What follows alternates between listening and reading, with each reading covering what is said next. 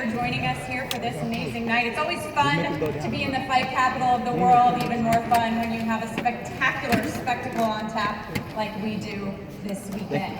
All right, let's get it started. I have the honor of asking a few questions first, and then we'll of course open things up to the members of the media who joined us here today. Let's start it off with the Senator, Mr. Manny Pacquiao. You've done this a time or two in your career. Started boxing at 12 years old, now you're 40, here in this arena for the 15th time. Does this ever get old? Absolutely not. I'm just gonna move your mic. In terms of, you've done this before, but you've never done it in front of a Fox audience. What does it mean for you to be here fighting in front of this new Fox audience? I wanted to fight in Fox. This is my first time to fight in Fox. Covered by Fox, and to all the fans. Thank you so much. Keith, you're an undefeated champion. You fought on big stages in big fights, but never won quite this big. What has this experience been like for you thus far? It's been tremendous thus far, and the experience isn't over. You know, I'm looking forward to the fight. I'm looking forward to the final moment when my hand is raised, and you know, it's just been a build-up. It's been a progression. My whole career being an undefeated champion. You know, I remember when I struggled as an interim champion, and then I first had the regular title WBA that Manny holds now, and now I'm a super champion, fighting a legend back here at the MGM Grand beautiful Arena, Las Vegas. I mean, it's just a beautiful time, a beautiful moment in boxing, and I'm happy to be here.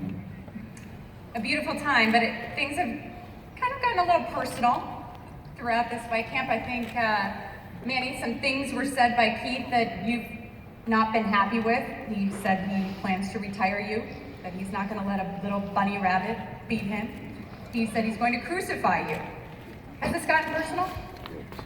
For me, nothing is personal. I have to do my job, and I am personal. You know, nothing personal with him, but in our job as a fighter, it's kind of you have to prove something, and I have to prove something. So that's why I'm so motivated for this fight, for this training camp. We did a lot, so I'm excited for Saturday. What do you want to prove specifically? Well, everything. The big question mark to the fans, the mind of the fans, so especially at the age of 40. Keith, when you've said those things, were they genuine or was it simply head games, trying to get under his skin? I mean, it's simple, man. I'm a fighter. You know, Manny Pacquiao is tremendous. He's a legend.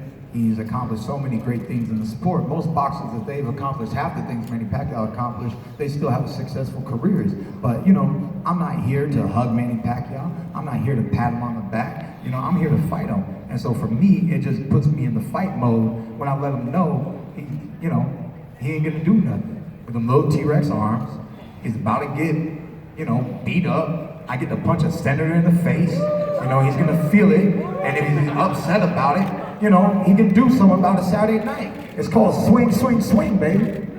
Manny, I don't think I've ever seen you make facial expressions quite like that during the response of an opponent. What do you say to that? I'm just always smiley face. Not on fight night.